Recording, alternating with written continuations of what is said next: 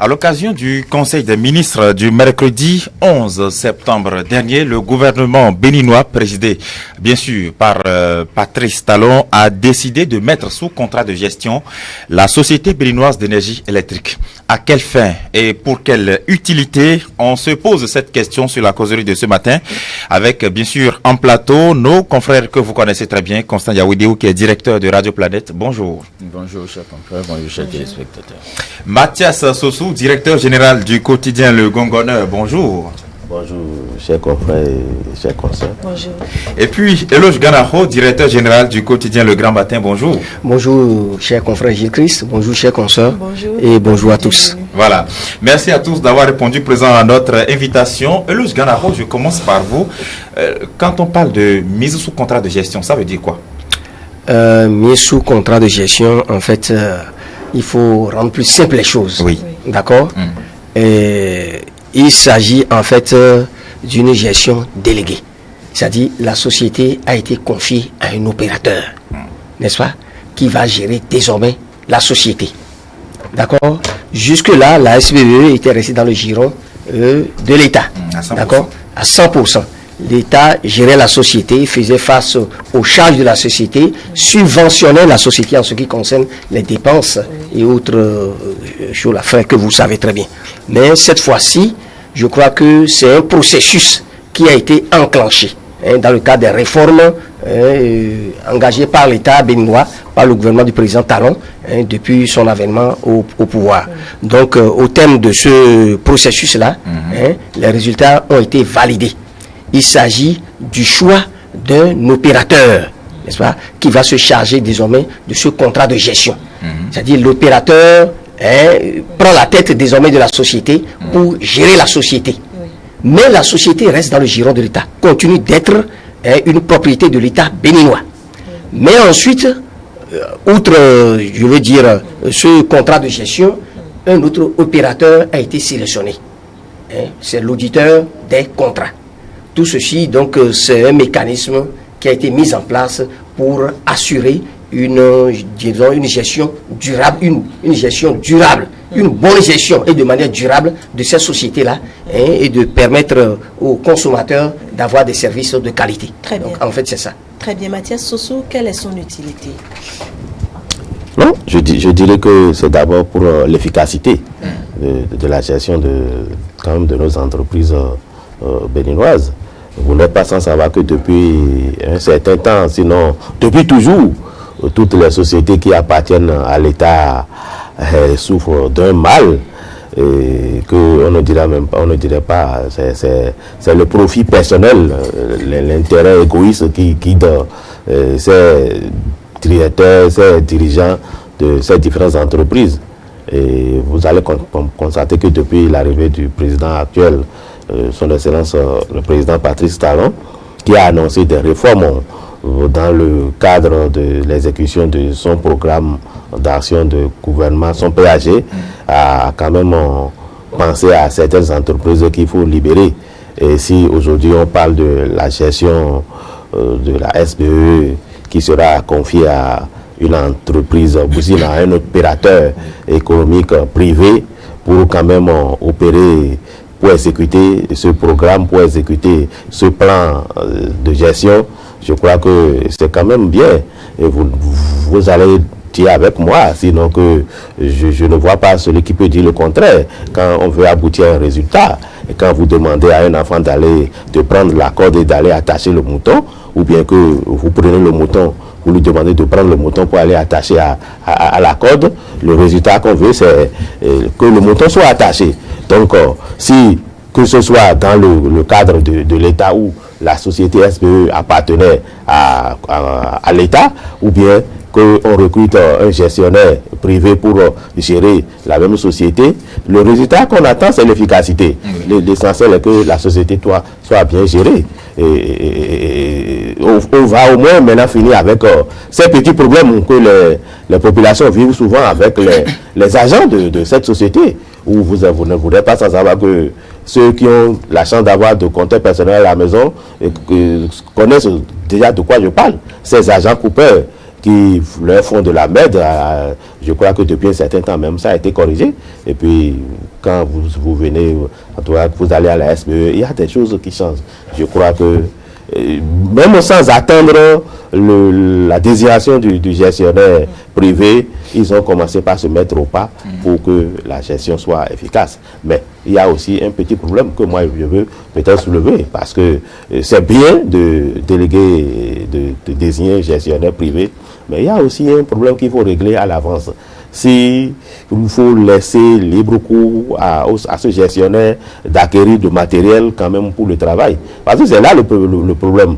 Il y a des gens qui depuis longtemps ont payé des comptes, ont payé pour des compteurs qui ne sont pas arrivés.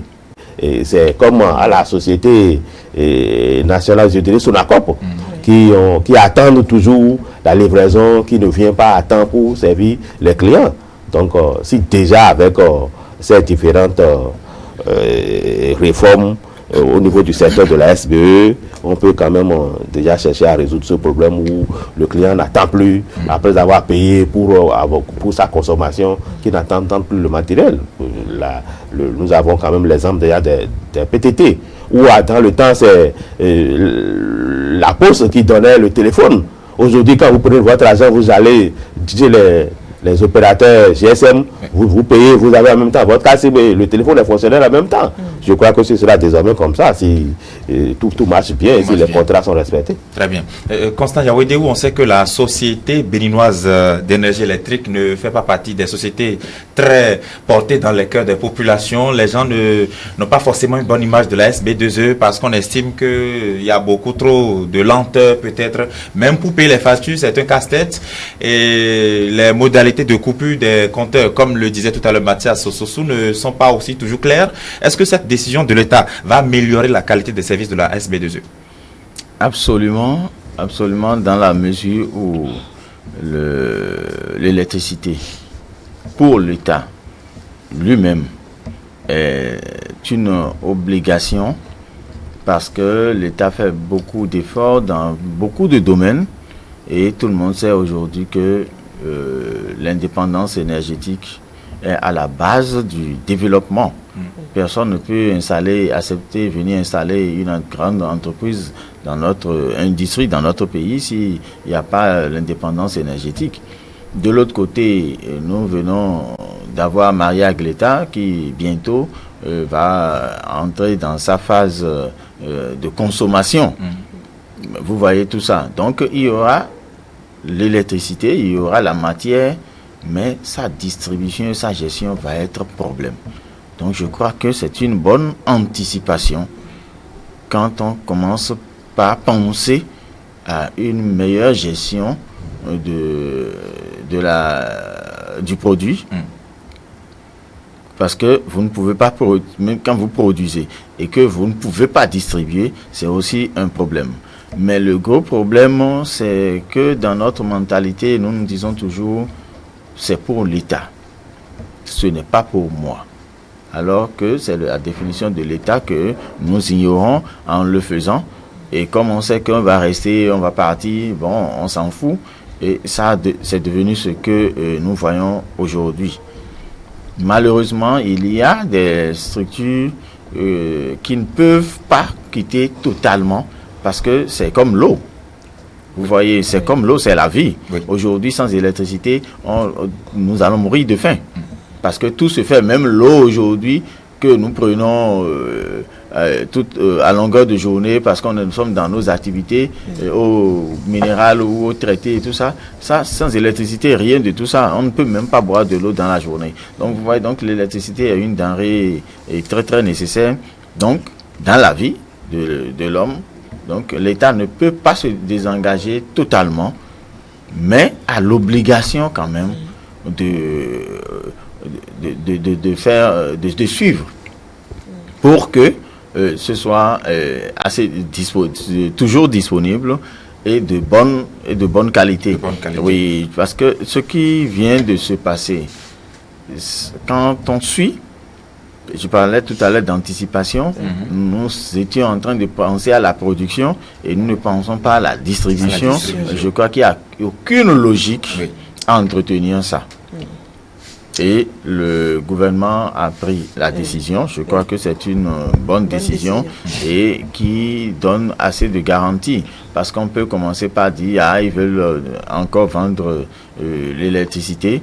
Je crois que le gouvernement a été assez clair que c'est pas une question de libérer le secteur au privé, mais l'autre chose que j'apprécie, c'est l'auditeur qu'on a trouvé en même temps pour pouvoir suivre en même temps que l'État la gestion de cette société-là. Loge Ganao, pensez-vous également que l'État se préoccupe de la distribution de l'énergie en prenant cette décision? Mais tout à fait, puisque nous avons fait une expérience pendant des décennies. D'accord? Si tout était bien, c'était bien géré, la société était bien gérée, et il n'y avait pas de problème, je crois qu'il n'y aura pas de raison, n'est-ce pas, de vouloir réformer, de vouloir apporter du sang neuf pour que cette société puisse bien marcher et répondre aux attentes des consommateurs. Donc, on a parlé de l'efficacité de la gestion. C'est l'option faite par l'État. En réalité, le but de cette opération, c'est de permettre à la société d'être plus efficace, mieux que par le passé. Les inquiétudes sont justifiées. Tout à l'heure, mes confrères ont évoqué les problèmes de compteurs qui se sont posés pendant longtemps. La disponibilité des compteurs. Des consommateurs, des clients qui vont, n'est-ce pas, qui en ont besoin, qui vont payer, mais qui n'obtiennent pas les compteurs. Pendant des mois, pendant des années, ces problèmes se sont posés. Les problèmes de facture, voyez-vous, pendant longtemps, les consommateurs se plaignent des conditions dans lesquelles les factures sont délivrées, du montant des factures, et pour aller payer les factures, c'est tout un problème. D'accord? Donc, c'est pour régler toutes ces difficultés-là que l'État a songé, l'État s'est dit qu'il faut une gestion plus efficace. Et les deux sociétés qui ont été sélectionnées actuellement, mais c'est des sociétés qui ont une expertise reconnue au plan international. On a parlé de la société Manitoba, Hydro International LTD, une société canadienne, qui a l'expertise en la matière, qui a de l'expérience en la matière. On a parlé du groupement Société Française pour la réalisation des études et conseils pour l'auditeur des contrats. Voyez-vous? Donc tout cela, c'est en réalité pour faire en sorte que désormais, nous mettions moins de temps pour avoir nos compteurs, que le consommateur ne paie plus beaucoup de temps, ne soit pas là, ne subisse plus des désagréments, soit pour avoir son compteur et l'utiliser à la maison. C'est justement pour régler les problèmes de facture que ces deux sociétés qui ont l'expertise dans la matière-là ont été sélectionnées. Et pour le contrôle, parce qu'on insiste là-dessus, mon confrère Yaoundé vient de l'évoquer tout à l'heure, ce n'est pas que, c'est pas de la privatisation. Le ministre de l'énergie l'a dit récemment au cours d'une sortie, il a dit que privatiser, c'est vendre. Privatiser, c'est vendre. L'État n'a plus la main mise, n'a plus le contrôle, c'est remis à des privés qui en font ce qu'ils veulent une fois que c'est acheté. Ce n'est pas le cas. D'accord?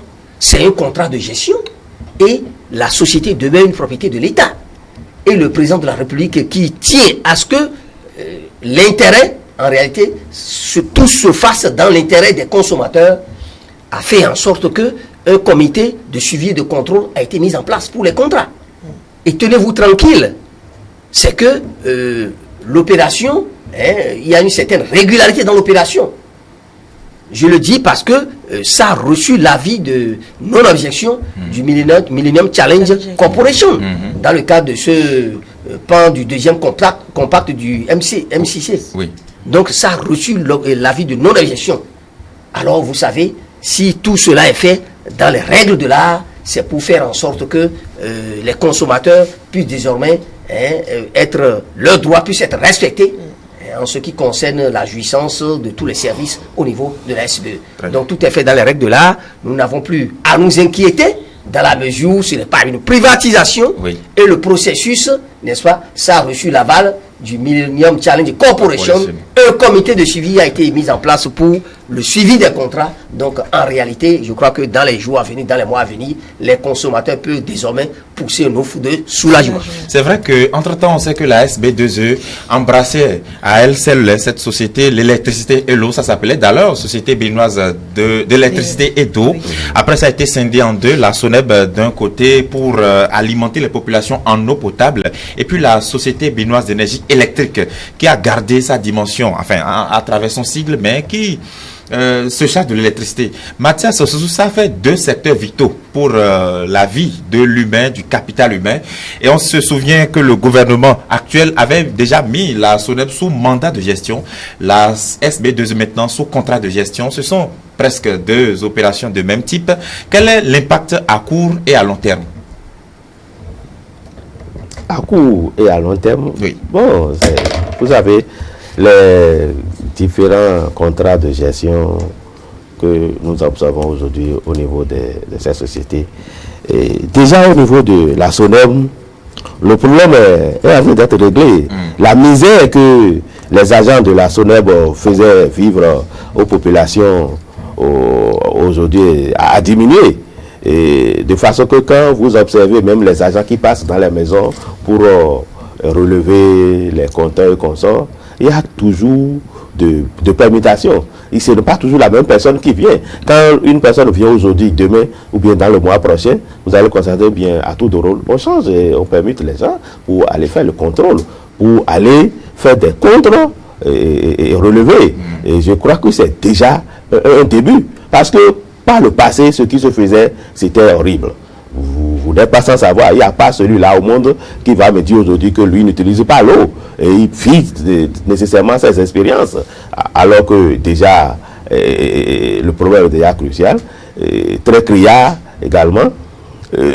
Avec l'arrivée de ces différentes réformes au niveau de la SBE, je crois que ce sera quand même le soulagement. Parce que déjà quand les structures, les plans sont mis en œuvre et que tout s'exécute correctement, je crois que ce sera pour le bonheur de la population. Maintenant, à court et à long terme, je ne vois pas la différence qu'il y a entre le court et long terme. Parce que c'est auto. Les résultats sont automatiquement constatés sur l'exécution de ces contrats-là. Maintenant, ce que ça va rapporter à l'État, ça dépend. Il y a les auditeurs qui sont commis pour cette tâche. L'économie, en tout cas le bénéfice que l'État va gagner, vous n'êtes pas sans savoir.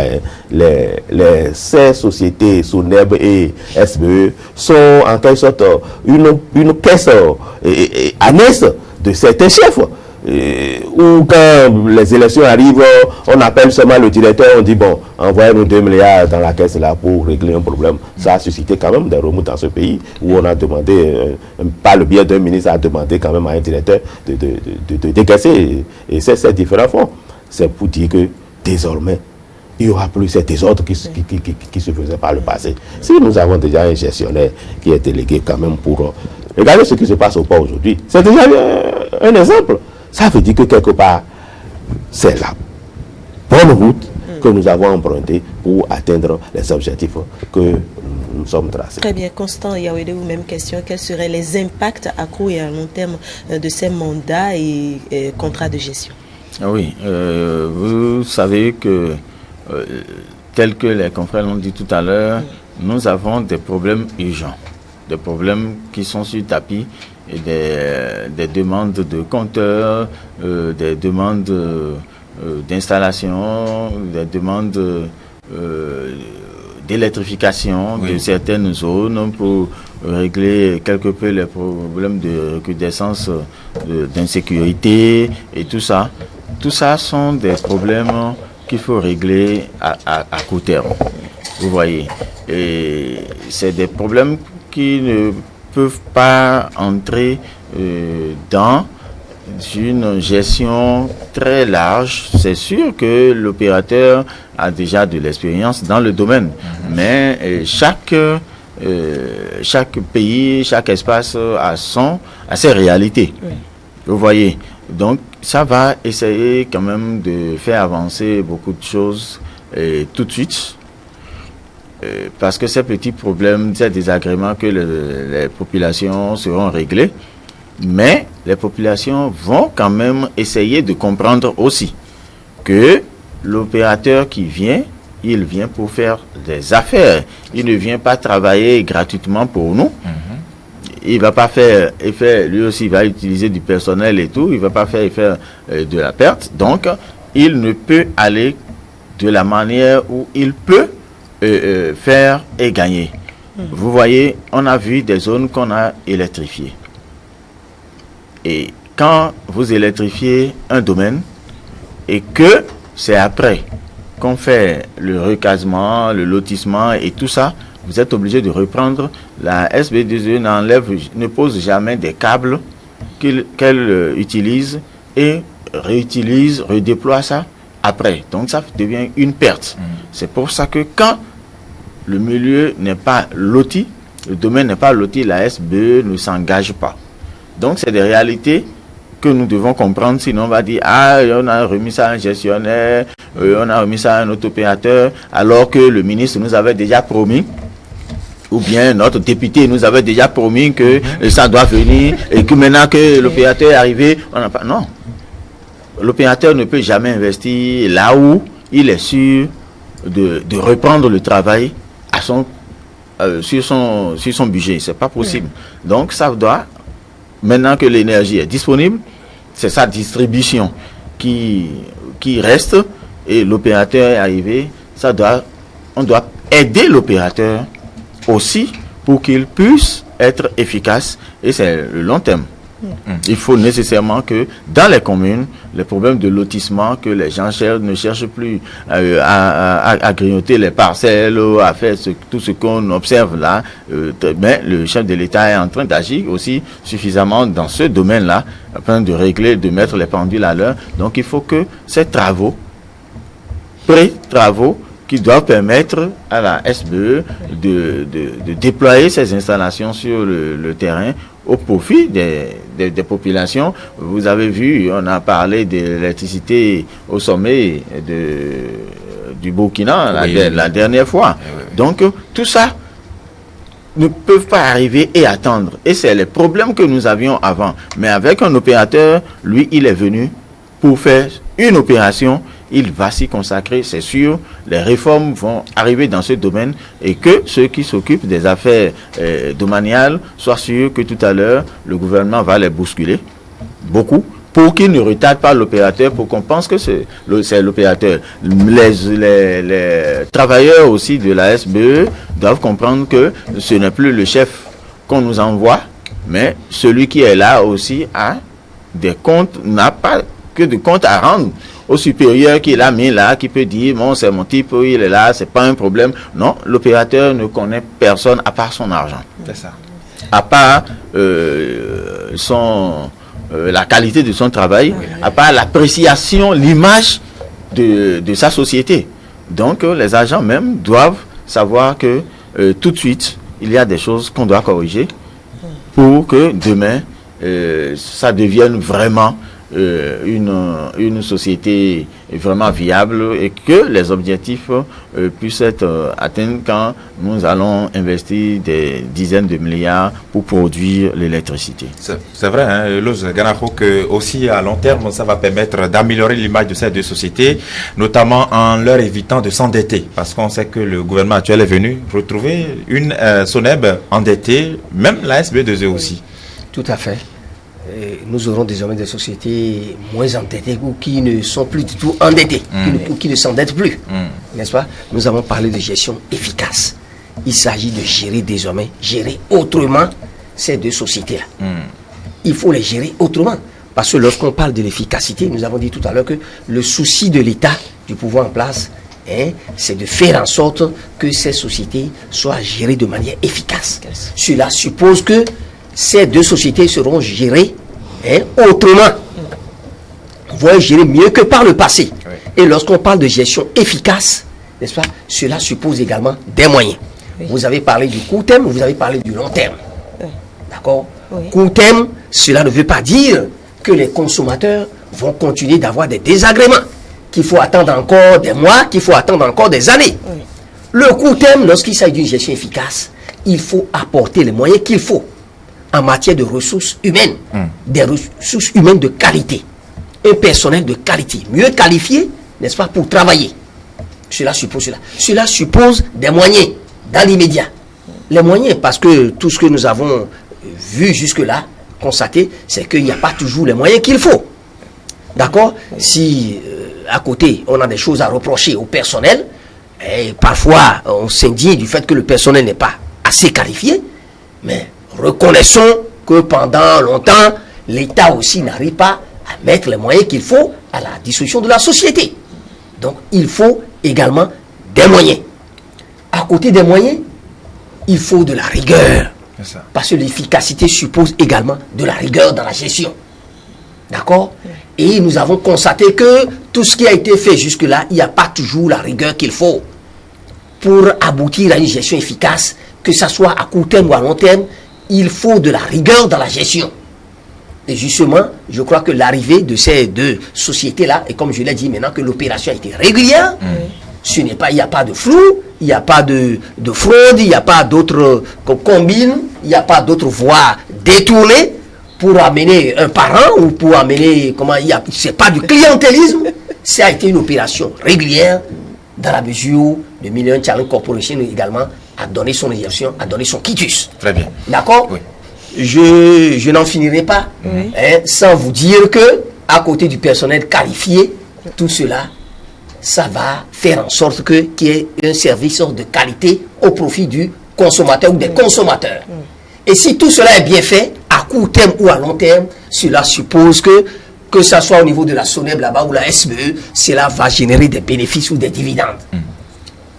N'est-ce pas? À long terme, l'État n'aura plus à subventionner une société moribonde ou en agonie qui en réalité ne permet pas à l'économie d'avancer.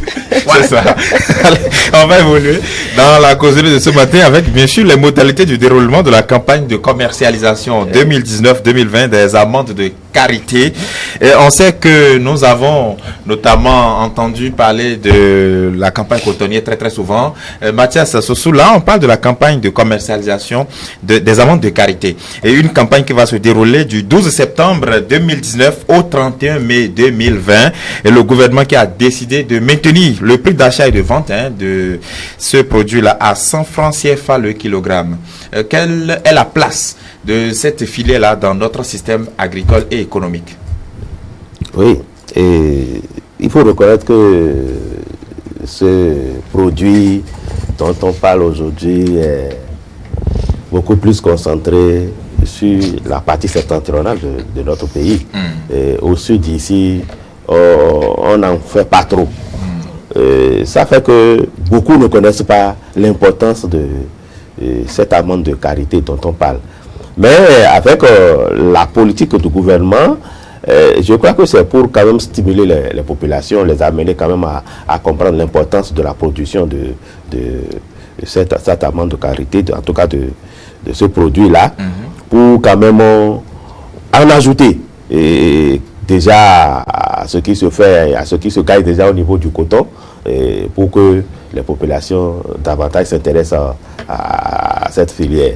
Et avec cette campagne qui va commencer du 12 au 30, qui a déjà commencé, je crois, puisque nous sommes le 12, c'était jeudi dernier. Voilà.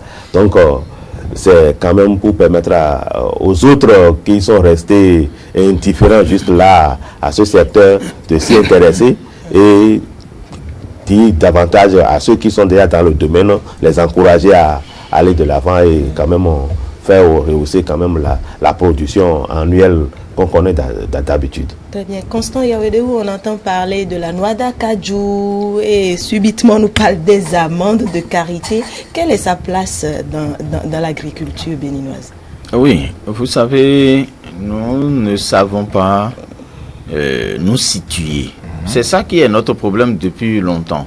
Nous ne savons pas nous situer. Qu'est-ce que nous avons à proposer aux autres? On ne le sait pas. Nous parlions tout à l'heure de l'électricité, on a dit que ça va permettre aux industries de s'installer et tout. Je ne suis pas sûr que autant que nous sommes ici, nous n'avons pas encore utilisé de l'amande aujourd'hui. La première personne, c'est Olali. Évidemment, Oui. évidemment. Oui, c'est ça.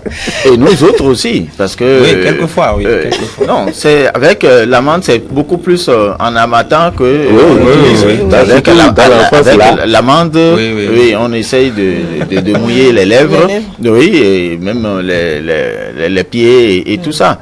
Et ça rentre dans la fabrication de beaucoup de produits de beauté.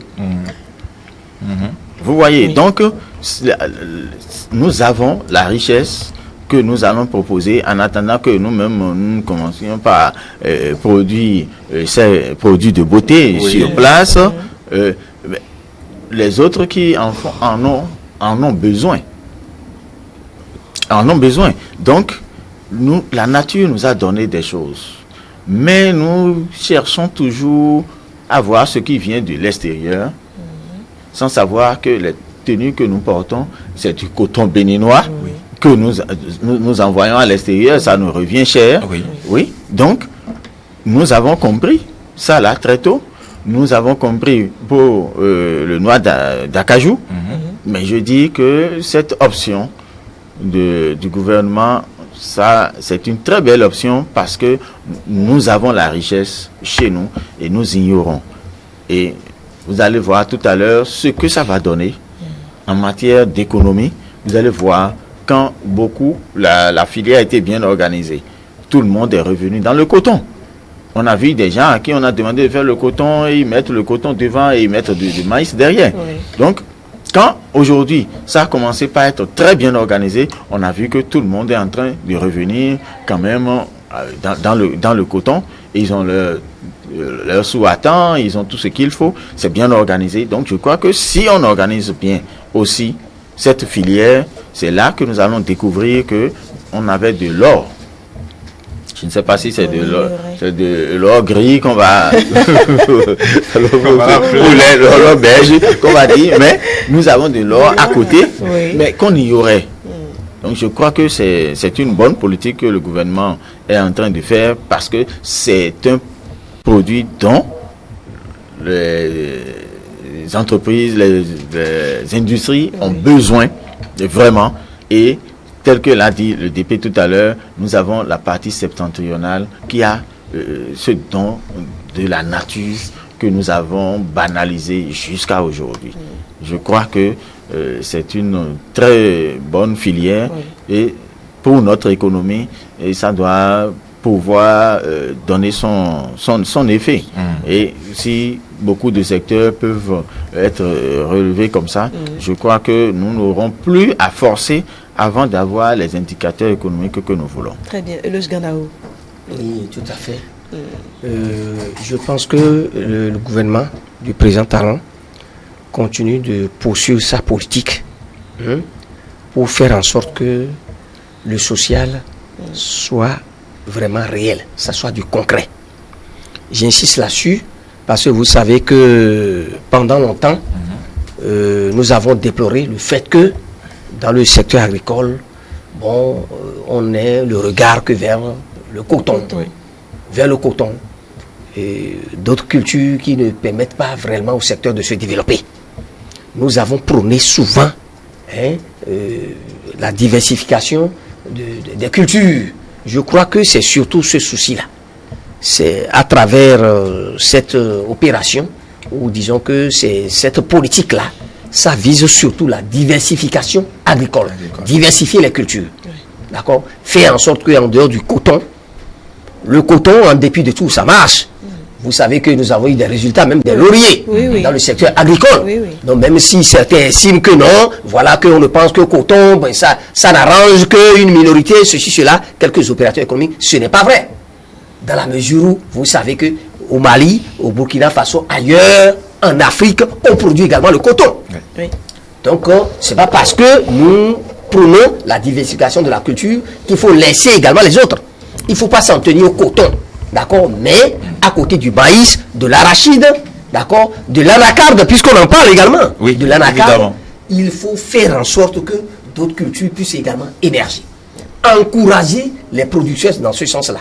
Je crois que c'est pour cela, surtout pour la diversification agricole et pour, comment dirais-je, encourager ou soutenir les produits d'exportation. C'est surtout pour ça. La politique du gouvernement va dans ce sens-là.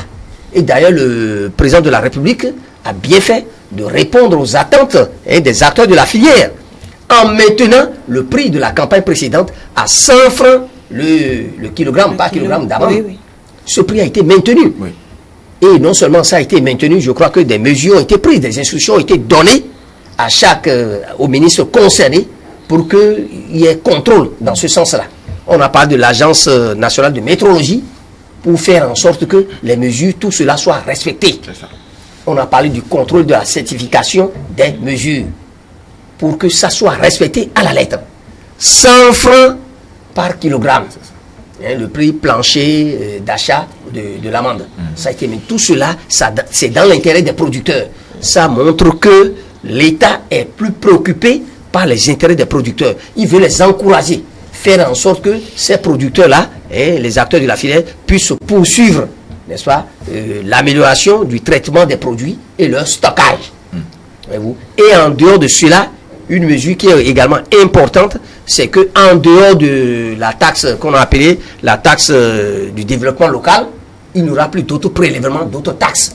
Je crois que toutes ces mesures visent à encourager les acteurs dans la filière. Parce que s'il y a trop de pression, s'il y a trop de taxes, s'il y a trop de menaces dans ce secteur-là, ça ne va pas encourager les acteurs à poursuivre, alors que nous parlons de la diversification.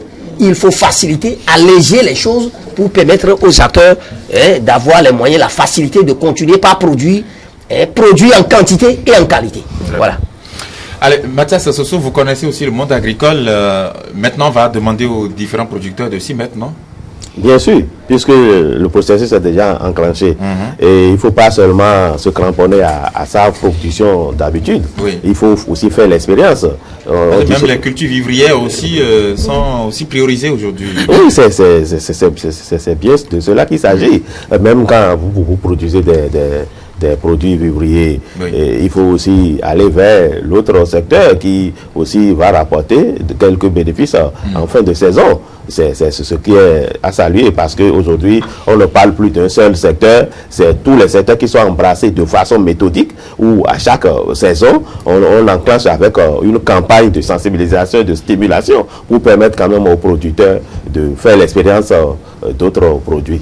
Très bien. Et comme on le dit, la terre ne ment jamais. La terre ne ment jamais, et ce qui est regrettable, c'est qu'il faut, tout le monde ne voit pas ce dont on parle. Il suffit de quitter Cotonou pour aller à Malanville, pour aller à Porga, pour aller à Kandi, tout près ici, et même dans le sud, vous circulez un peu, vous allez voir que nous sommes en train de pécher contre nous-mêmes, parce que nous ne voulons vraiment pas nous rendre à l'évidence que nous avons l'espace que d'autres n'ont pas. Des gens sont obligés de faire 4 cultures par an sur le même espace. Mais nous avons tellement d'espace et nous avons encore de l'eau. Je viens de la petite vallée et je sais de quoi je parle. Il y a de l'eau en quantité. Il y a de la verdure, il y a de l'espace, il y a de la végétation. Et quand même vous prenez notre hymne national, c'est l'agriculture que nous mettons devant. On chantait tout ça là depuis 1960, mais il n'y a jamais eu véritablement une politique de développement agricole, véritablement. Et je crois que nous sommes en train d'en arriver là. Il va falloir vraiment que on ne recule plus, parce que vous ne pouvez vendre que ce que vous avez. Donc si on peut vraiment mettre de l'accent sur ça, si on peut vraiment axer le développement sur ça, mettre les moyens tels que nous sommes en train de le dire aujourd'hui pour que ces secteurs-là soient développés, nous avons l'intelligence qu'il faut. Nous avons une faculté d'agronomie où on forme des agronomes beaucoup. Nous avons la terre.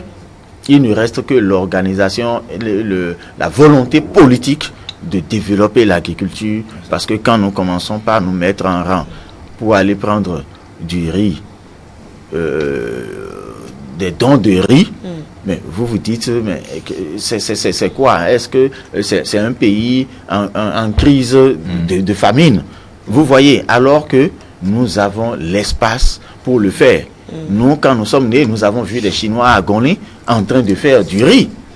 Mais oui, parce que je dis, on a dit la petite vallée, les Chinois sont restés longtemps pour faire du riz à Gonlé. Quand nous sommes nés, on les a vus. Mais aujourd'hui, ces Chinois sont partis chez eux, ils nous envoient du riz. Et on rachète. Bon, Et donc si on a finalement compris Oui. que nous devons nous prendre en charge, C'est ça. je crois que il y aura l'autosuffisance alimentaire et nous aurons encore de quoi exporter pour faire de la dividende pour le trésor public.